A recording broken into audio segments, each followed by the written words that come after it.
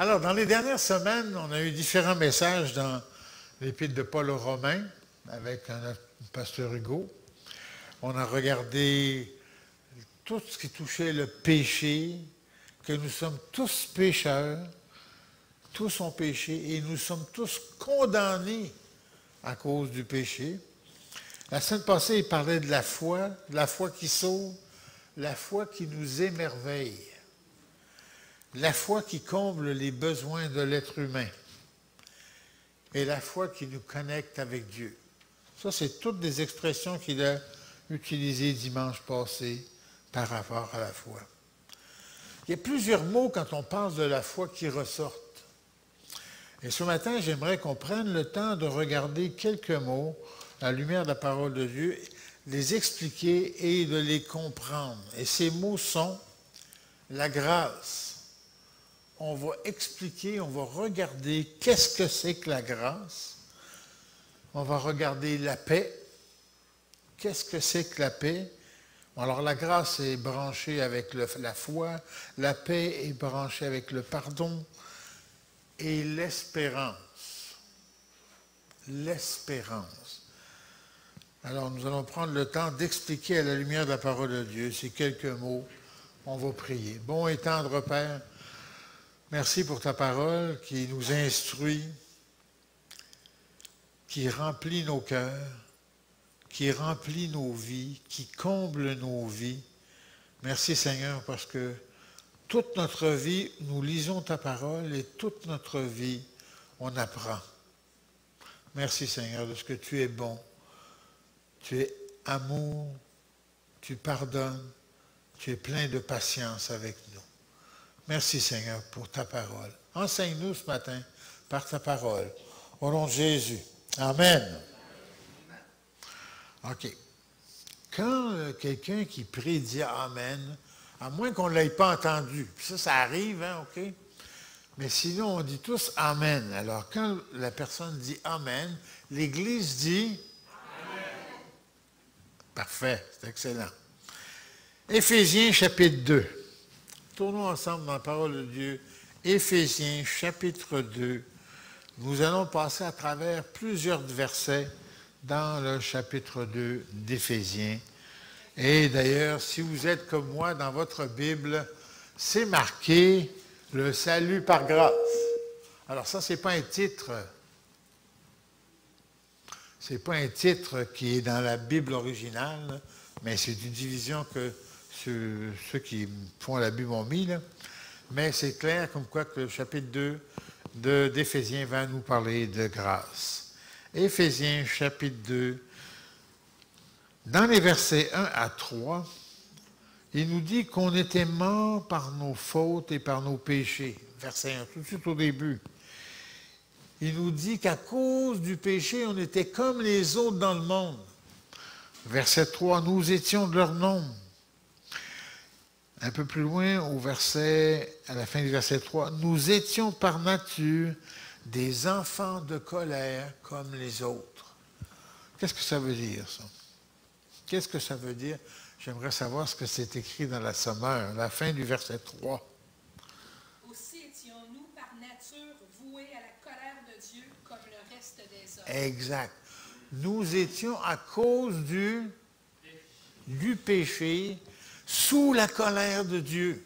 C'est quoi la colère de Dieu? On va expliquer. J'avais pris une petite note, j'ai marqué colère de Dieu. La colère de Dieu, elle s'est révélée quand Adam et Ève ont désobéi.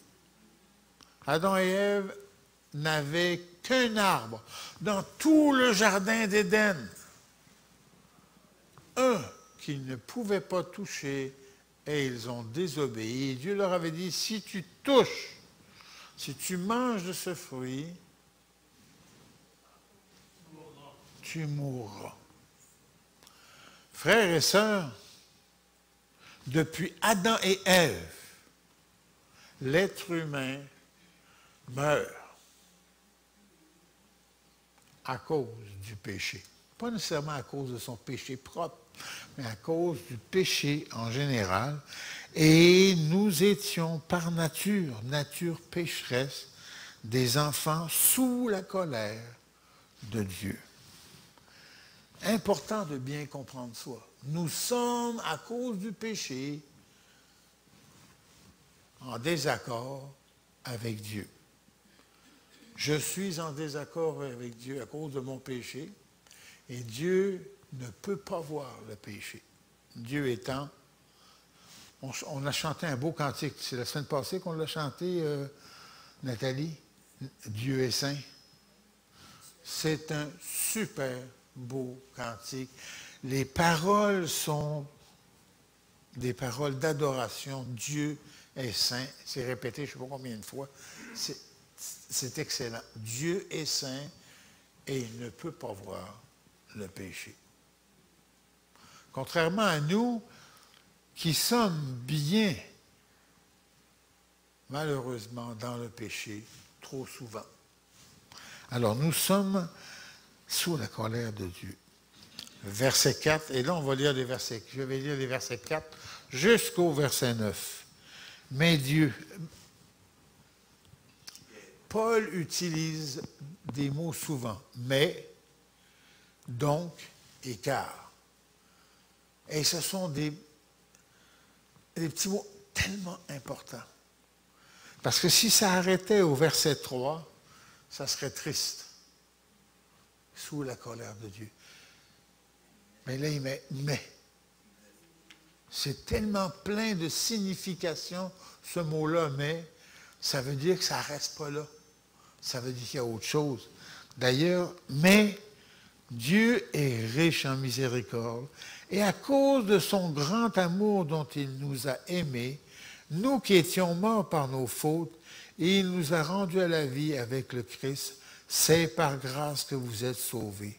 Et il nous a ressuscités ensemble et fait asseoir ensemble dans les lieux célestes en Christ Jésus, afin de montrer dans les siècles à venir la richesse surabondante de sa grâce par sa bonté envers nous en Christ Jésus.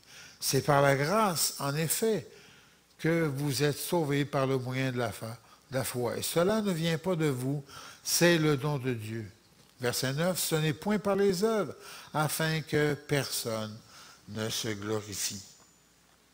Dieu, riche en miséricorde, une disposition à pardonner et à faire grâce. Dieu est riche en miséricorde. Êtes-vous riche en miséricorde? Répondez-moi pas. Juste pensez-y. Hein? Je reprochais à quelqu'un il y a quelques années son manque de compassion. Et ma femme me dit, « Dom, tu manques de compassion. »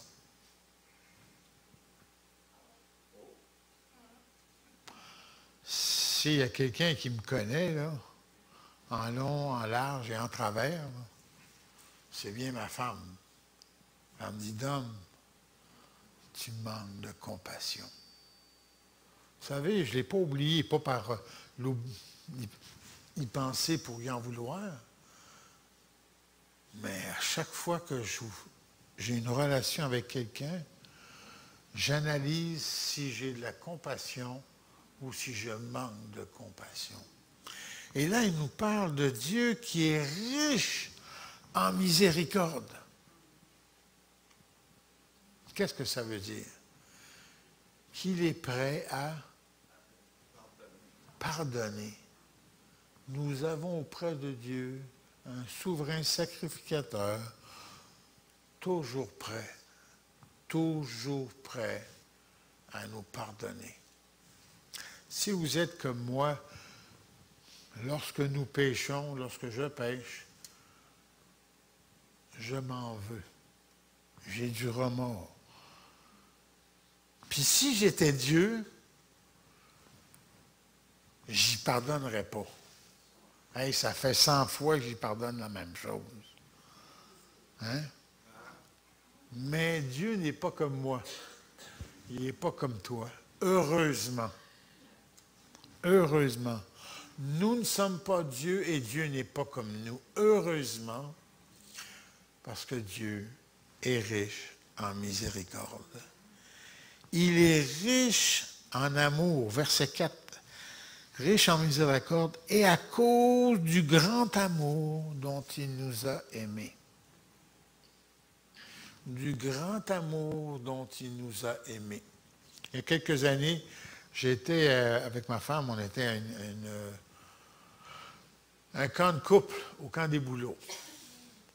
Et le conférencier nous a lancé on avait des devoirs avec nos époux, épouses tous les jours. Et puis il nous donne le devoir, est-ce que ta femme ou est-ce que ton époux sait que tu l'aimes? Retournez dans votre cabine, allez jaser de ça, répondre à la question. Dominique, est-ce que ta femme sait que je l'aime? Est-ce que ma femme sait que je l'aime? Est-ce que moi, Anne sait que... Comprenez la question? Fait qu'on a jasé là-dessus. On a jasé là-dessus, puis on s'est dit mutuellement, oui, je sais que tu m'aimes. Anne est partie depuis 6 jours, là. On s'est envoyé des textos tous les jours. Hein, puis je termine toujours, je t'aime chérie, je t'aime, je l'appelle Minou. OK, bon. Et puis, je t'aime. Ma femme m'a dit, oui, je sais que tu m'aimes. Et moi, je dis à ma femme, oui, je sais que tu m'aimes. Le lendemain, il nous donne un autre devoir. Est-ce que votre épouse sent que tu l'aimes? Wow! Ça, c'est toute une autre discussion. Puis là, on discute. Ma femme a dit, ben, pas toujours. Vous savez, la veille, on avait discuté de ça pendant à peu près 20 minutes, une demi-heure. Mais ça, est-ce que ton épouse sent que tu l'aimes? On a jasé de ça pendant une couple d'heures. Puis il ressort des choses, des faits. Parce que sentir, ça marche avec des faits. Vous savez? Alors moi, je suis un colérique. Bon. Beaucoup de gens me disent, non, tu n'es pas un colérique, vous ne me connaissez pas. Je suis un colérique, et puis moi, je pète une coche assez facilement. Moins en vieillissant. Il y a des avantages de vieillir, moins en vieillissant. Alors, dit des fois, bon. Tandis que là, il parle de Dieu qui est riche en miséricorde à cause du grand amour dont il nous a aimés. Et après, dans les versets qui suivent, il dit de quelle manière il nous a aimés. Puis quand nous lisons la parole de Dieu d'un couvert à l'autre, avant que Jésus-Christ vienne, après la chute d'Adam et Ève, Dieu fait les premiers pas vers l'homme, l'être humain. Il va vers l'homme. Il envoie vers l'homme. Il envoie les prophètes. Il envoie les juges, et ainsi de suite. Finalement, il envoie son fils, son propre fils. Notre sœur Ginette parlait tout à l'heure de ses enfants, ses petits-enfants, ses arrière-petits-enfants. Pensez à ça.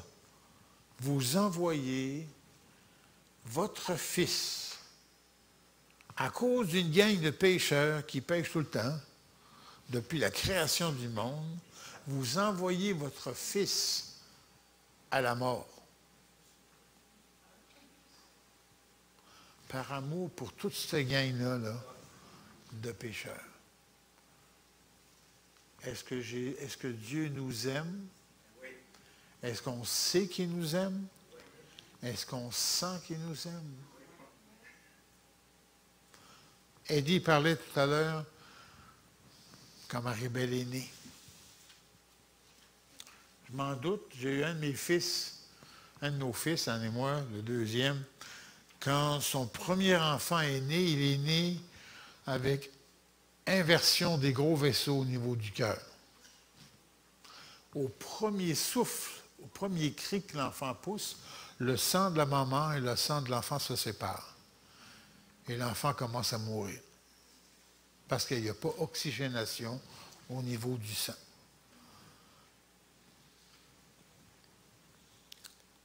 Je connais bien mon fils. Et puis, on attendait, nous. On est au bout du téléphone, on attend. Puis c'est une césarienne. Puis il n'y a rien là, hein, une césarienne. Tout est beau. La césarienne est à 8 heures le matin. 11h30, on n'a pas de téléphone encore. C'est pas le temps d'appeler pour nous autres. Quand ça tarde, là, à 12h30, on reçoit un coup de téléphone. Au lieu d'être à l'hôpital Saint-Luc, il est rendu à l'hôpital Sainte-Justine. Et il essaie de nous expliquer ça. Donner son fils. Ils ont manqué de perdre leur fils dans les premières minutes de la naissance. Il va très bien aujourd'hui, il a 16 ans. Merci Seigneur. Dieu, à cause du grand amour dont il nous a sauvés. Sauvés par grâce, verset 5. Sauvés par grâce. Sauvés par grâce, ça c'est parce que nous sommes de bonnes personnes. Merci Lorraine. Non. Nous sommes des pécheurs rebelles et le salaire du péché, c'est l'enfer. C'est ça le salaire de mon péché, l'enfer. Et je vois la bonté de Dieu, l'amour de Dieu qui s'est révélé à mon père en France. Okay, pour ceux qui ne savent pas, je suis né en France. À cause d'un camarade de travail dont il ne se rappelle pas du tout le nom, qui lui parlait de Jésus tous les jours. Comme il dit, mais il m'écœurait avec Jésus tous les jours. Il lui a donné un Nouveau Testament. Mon père a lu le Nouveau Testament quand on est venu au Canada en bateau, parce que les pauvres venaient en bateau dans ce temps-là, en 1957. Mon père a lu tout le Nouveau Testament parce que quand mon père met les pieds sur un bateau, il y a le mal de mer, même si le bateau est en cale sèche. Il a été malade pendant 6 jours. Il a lu tout le Nouveau Testament. Et étant donné que mon père est orphelin de père, abandonné par sa mère, il est allé à l'orphelinat. Il n'a pas été question, quand moi je suis né, d'être baptisé catholique. Il ne m'appelle pas Joseph. Donc là, j'arrive, on est au Canada, je vais avoir 6 ans. On est au mois d'août, j'aurai 6 ans au mois d'octobre. Il faut rentrer à l'école. Mon père m'inscrit à l'école protestant. Quand on lui a demandé s'il était protestant, il a dit oui, long comme le bras. Et je suis rentré à l'école protestante. Quelques mois après, le directeur d'école appelle mes parents parce que l'enfant est catholique par le baptême des parents qui sont catholiques. Mon père, il dit, ça coûte combien pour être protestant? Et vous savez, quand le Seigneur commence un plan dans une vie, la parole de Dieu nous dit qu'il le mène à échéance. Il l'accomplit, il va jusqu'au bout. Le Seigneur avait commencé avec mon père en France, ça continue au Canada, puis là, il lui fait envoyer, le directeur de l'école aurait pu être de n'importe quelle religion, sauf catholique, à l'école protestante, et c'était un chrétien évangélique. Et il dit, Monsieur Guichard, Monsieur Georges Guichard, vous ne pouvez pas payer, ça coûte trop cher, je vais vous envoyer quelqu'un qui va vous en parler. Et Raymond Taylor, pour ceux qui ont connu M. Taylor, qui est décédé depuis plusieurs années maintenant, est venu chez nous. Et mon père est le premier qui était athée au bout. Mon père se convertit à Jésus-Christ. Ma mère se convertit quelques mois plus tard parce qu'elle rencontre le pasteur, elle veut savoir qu'est-ce qui a changé mon mari comme ça. Quand Dieu commence quelque chose, il le termine parce qu'il est plein d'amour pour les pécheurs, plein de grâce pour les pécheurs. Et au verset 7, il montre dans les siècles à venir la richesse surabondante, pas abondante, surabondante de sa grâce. Ça, c'est le verset 7. Parce que le verset 8 nous dit que c'est par la grâce que nous sommes sauvés, par la foi en Jésus-Christ. Et tout ça, c'est un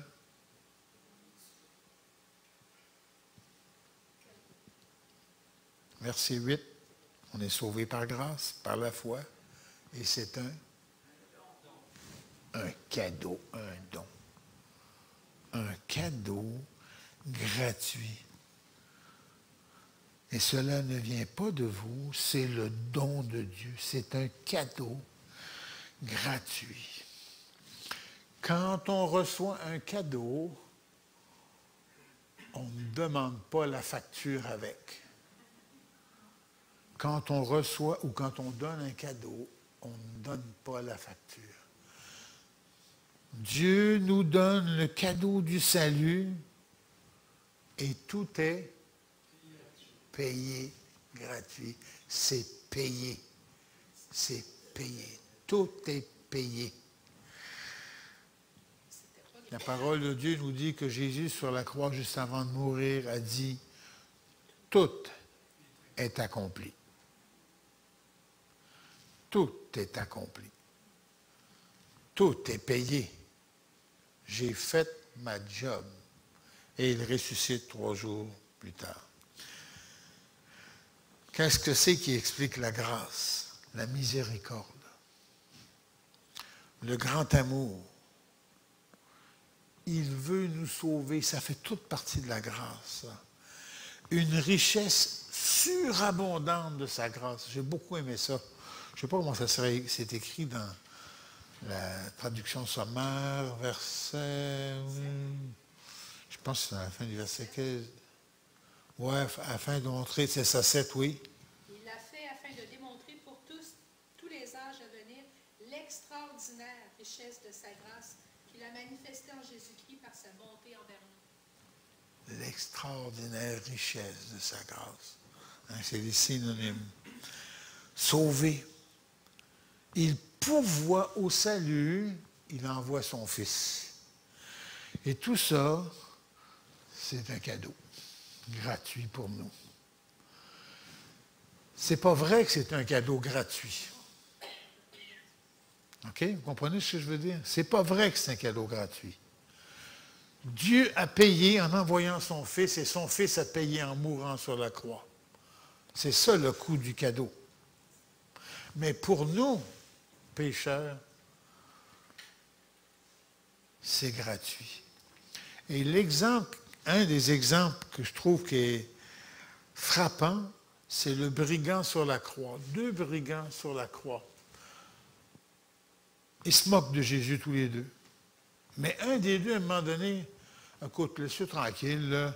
Nous, on a mérité notre condamnation. Lui, il n'a rien fait. Puis là, il dit à Jésus, il dit, souviens-toi de moi quand tu rentreras dans ton règne. Et Jésus lui dit, aujourd'hui même, tu seras avec moi au paradis. Wow! Le gars, là, il n'a pas eu le temps de dire je suis pécheur, il n'a pas eu le temps de prendre un cours de le maître et son disciple, il n'a pas eu le temps de prendre un cours de baptême, il n'a pas été baptisé.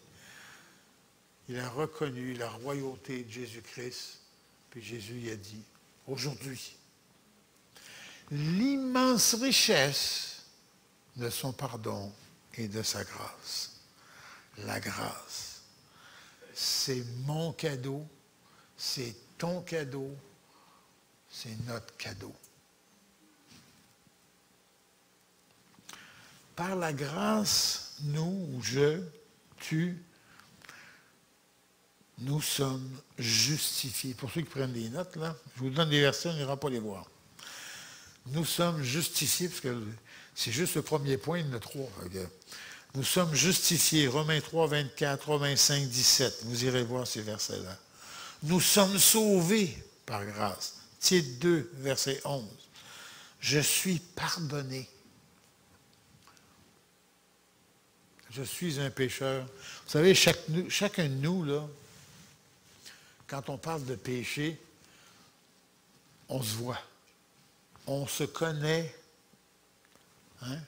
On connaît nos pensées, on connaît... Vous comprenez ce que je veux dire? On se connaît. Par grâce, je suis pardonné. Éphésiens 1, 7.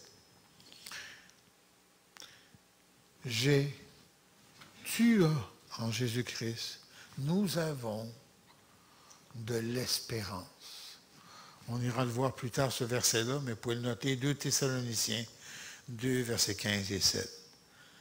Merci Seigneur pour ton amour et pour ta grâce. Ça nous aide à comprendre, lorsqu'on parle de foi puis de péché, qu'il n'y a pas que péché, condamnation, puis taper sur la tête. Le tapage sur la tête, ça nous aide à comprendre notre situation de pécheur. Mais la grâce nous aide à comprendre notre position de pécheur pardonné. Par pure grâce. Par pure grâce. Deuxième point, la paix. La grâce nous amène par la foi au salut, par la foi en Jésus-Christ. Le salut nous donne la paix.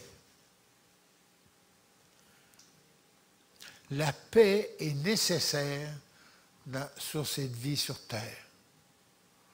La paix est nécessaire lorsque nous passons, comme Doris disait tout à l'heure, des épreuves.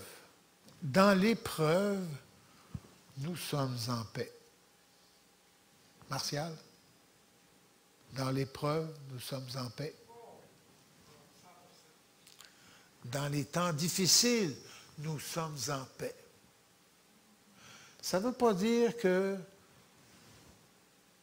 ne versera pas de larmes. Ça ne veut pas dire qu'on ne va pas pleurer devant Dieu. Ça ne veut pas dire qu'on ne va pas supplier. Mais je suis en paix. Regardons quelques versets. Puis ceux-là, on va les lire. Romains, alors quelqu'un qui le trouve, Romains chapitre 5, verset 1. Romains 5, quelqu'un qui a une bonne voix et le lit, verset 1. Bien fort. Allez-y, le premier qui le trouve. Étant donc justifiés par la foi, nous avons la paix avec Dieu par notre Seigneur Jésus-Christ, à qui nous devons d'avoir, par la foi, accès à cette grâce, dans laquelle nous demeurons fermes, et nous nous glorifions dans l'espérance de la gloire de Dieu. OK. Étant donc justifiés par la foi, nous avons la paix.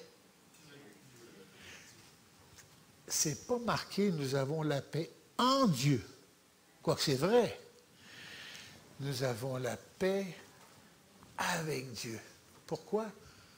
Parce qu'en Jésus-Christ, par la grâce, tu es pardonné, je suis pardonné, nous sommes en paix, il n'y a plus de colère sur nous. Nous sommes en paix. Je vais mourir à moins que Jésus revienne avant. Tu vas mourir à moins que Jésus revienne avant. Je ne sais pas dans quel ordre, si tu vas mourir avant moi ou après moi, mais en tout cas, on va mourir. Puis le Seigneur va nous dire, viens, bon et fidèle serviteur. Viens-t'en avec moi. Je vais être accueilli, tu vas être accueilli par ton frère dans le royaume éternel. La paix. Jésus est notre paix. Sans Jésus,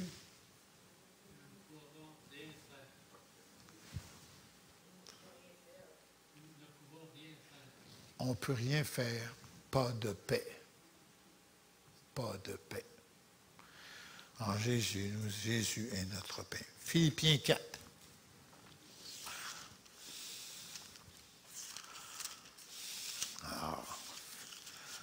Éphésiens, Philippiens, chapitre 4. Éphésiens, chapitre 4, verset 8.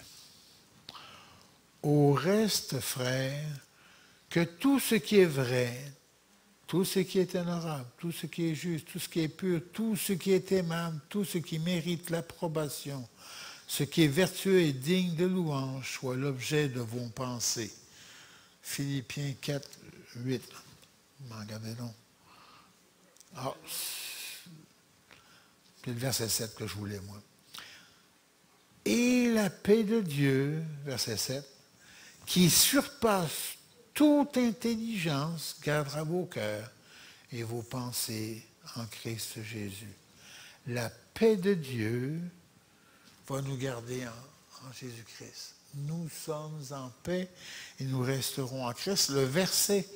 Le dernier verset, verset 9, ce que vous avez appris, reçu et entendu et ce que vous avez vu en moi, pratiquez-le. Et le Dieu de paix sera avec vous. La paix avec Dieu. Colossiens chapitre 1, juste à côté. Colossiens chapitre 1, versets 19 et 20.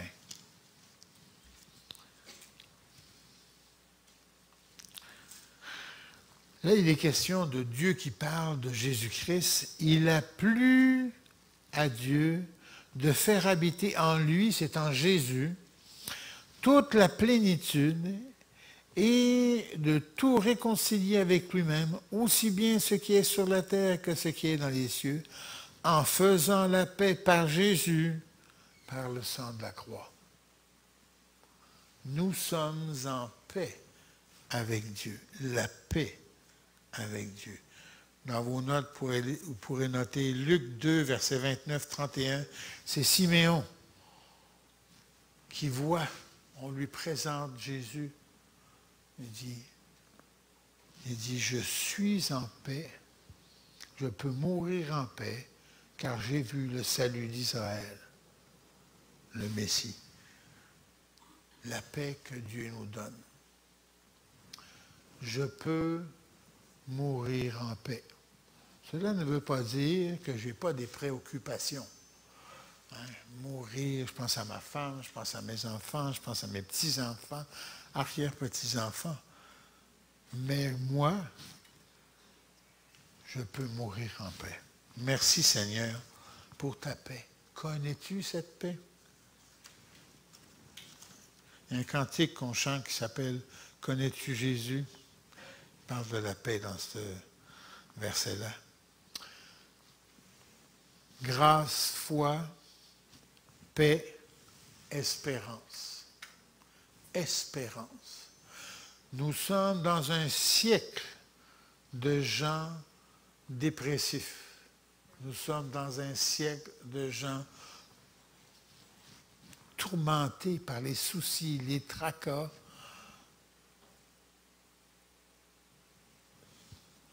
Avec Jésus-Christ, nous avons l'espérance. Quoi qu'il arrive sur cette terre, ma place est prête. Je sais que je me répète souvent, mais quand ma maman est décédée, on était content que maman décède. Entendons-nous, elle souffrait, 91 ans, elle faisait toutes sortes d'arthrites, elle souffrait. À midi, elle a prié, demandé au Seigneur de venir la chercher. Seigneur, viens me chercher. Elle avait dit au médecin, pas d'opération, ma place est prête. Elle ne parlait pas de la place au cimetière, là. Elle parlait de sa place au ciel. Ma mère est partie, maman est partie paisiblement, calmement. Il y a quelques mois, j'ai enterré mon frère, 8 ans plus jeune que moi, 65 ans. Patrice a réglé ces choses qu'il avait à régler avec sa femme, son ex-femme, ses enfants. Et Patrice est parti en paix. J'ai pu le dire à son copain Claude. Il y a un copain avec qui il travaillait chez Hydro-Québec qui était là qui était là quand maman est décédée, qui était là quand Patrice est décédé. Patrice, j'ai dit, Claude, as-tu la paix? Es-tu prêt à mourir, Claude? Ils ont le même âge. Vous savez ce qu'il m'a répondu? Non. On prépare toutes sortes de voyages à travers le monde, on prépare toutes sortes de choses, mais on ne prépare pas l'éternité. La paix, l'espérance. Tite, alors qu'avance, on n'ira peut-être pas voir les versets, mais notez-le. Tite 1, verset 2 ou Tite 3, verset 7 nous parle de l'espérance de la vie éternelle avec Dieu. Nous allons le voir face à face. Puis il va m'appeler par mon nom. Puis la place qu'il m'a préparée, c'est ma place, c'est marqué Dominique. Puis c'est pas écrit D-O-M-N-I-C, c'est marqué QE. Okay? Si vous savez, puis s'il veut écrire mon nom complet, je m'appelle Dominique Georges Charles Guichard. Je suis son fils. Comprenez-vous ce que je veux dire? L'espérance de la vie éternelle. Romains 5, 2, point noté. Romains 12, 12. Réjouissez-vous en espérance. Dans les difficultés, nous nous réjouissons d'une chose, ça ne durera pas parce que nous avons l'espérance. Romains 5, 5 nous dit que l'espérance ne trompe pas. Et Éphésiens, puis j'ai mis une flèche à côté, Éphésiens chapitre 2, versets 11 et 12 nous dit que sans Christ, il n'y a pas d'espérance. Sans Christ, il n'y a pas d'espérance. Conclusion. La grâce est pour tous ceux qui tournent leurs yeux vers Jésus par la foi. C'est pour tout le monde. La grâce, c'est pour tout le monde. Sur toute la terre, quelle que soit la langue, quelle que soit la couleur, quelle que soit la nationalité, c'est pour tout le monde. Par Jésus, Dieu nous donne sa paix. Et nous sommes en paix. Et le salut nous donne l'espérance. As-tu bénéficié de cette grâce? Jésus est-il ton sauveur? As-tu la paix avec Dieu en Jésus-Christ? As-tu l'espérance de la vie éternelle? Tout ça, on l'a à cause de l'amour de Dieu pour nous, à cause de l'amour de Christ pour nous, à cause de la mort de Christ sur la croix. Et très important, ça c'est M. Keefe, M. Ernest Keefe, pasteur Ernest Keefe disait, c'est pas une croix qu'on devrait porter ici ou une chaîne, c'est un tombeau vide. La victoire de Jésus, c'est le tombeau vide. À cause de tout cela, nous avons tous cette paix, cette espérance. Prions. Bon et tendre Père, on te remercie pour tant d'amour pour nous. Merci pour la paix que tu peux nous donner. Merci pour l'espérance. Merci pour un si grand salut. Merci Seigneur que nous ne resterons pas sur cette terre, soit que nous mourions, soit que tu viennes nous chercher. Nous passerons l'éternité avec toi par Jésus-Christ. Gloire à toi. Au nom de Jésus. Amen.